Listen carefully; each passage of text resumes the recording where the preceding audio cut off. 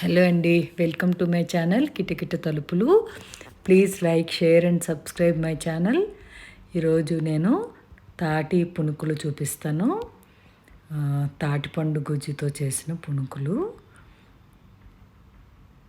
ఇది ఒక half cup బెల్లం పొడి మెత్తని బెల్లం ఒక హాఫ్ కప్ తీసుకున్నాను.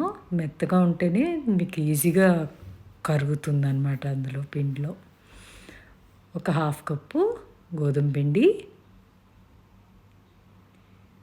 హాఫ్ కప్పు బియ్యం పిండి, ఒక హాఫ్ కప్పు తాటిపండు గుజ్జు తీసుకున్నాను. ఇది సీజన్లో గుజ్జు తీసుకుని డీప్ ఫ్రిడ్జ్లో పెట్టుకున్నాను. సో కావాల్సినప్పుడు కొంచెం కొంచెం తీసి వెరైటీ కావాలంటే అది చేసుకోవచ్చు అనమాట. ఇది తాటిపండు టేస్ట్ అందరికీ నచ్చదు, ఇష్టమైన వాళ్ళకి బాగుంటాయి. ఆ వాసన కూడా చాలామంది ఇష్టపడరు. ఇది హాఫ్ కప్పు, అంటే దేవుడి దగ్గరికి అప్పాలు వేస్తాం కదా, అలాగే చేసి చూద్దామని ట్రై చేశాను.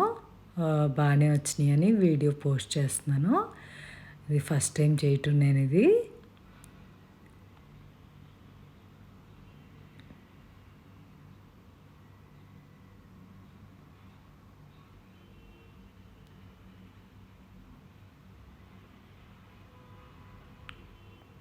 చేతితోటి కలిపేసుకోండి బాగా.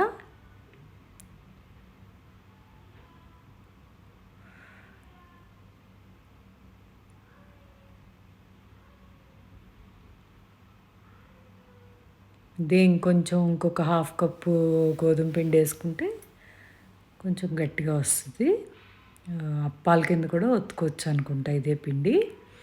నాకు కొంచెం మెత్తగా ఉండి అప్పాలు చేయటం కుదరలేదు, సో ఇలా పునుకుల్లా వేస్తాను. బాగానే ఉన్నాయి టేస్ట్. మీడియం ఫ్లేమ్ మీదే వేయించుకోండి,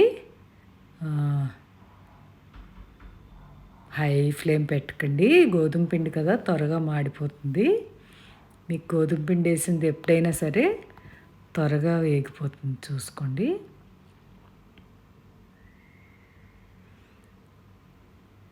ఇలాంటి డీప్ ఫ్రైలు వేసుకున్నప్పుడు ఏంటంటే నూనెలో వేసిన వెంటనే స్పూన్తో కలపకూడదు. ఏదైనా సరే, ఏ ఐటమ్ అయినా సరే ఒకసారి వేగనిచ్చి అప్పుడు స్పూన్తో కలుపుకోవాలి. అయిపోయింది. గోల్డెన్ బ్రౌన్ అయ్యాక తీసేసుకున్నాను. ఇది తాటితో చేసిన ఏ వెరైటీ అయినా సరే వేడిగా ఉంటే టేస్ట్ పోగోదు, చల్లారాకనే బాగుంటుంది. చల్లగా అయిపోవాలి.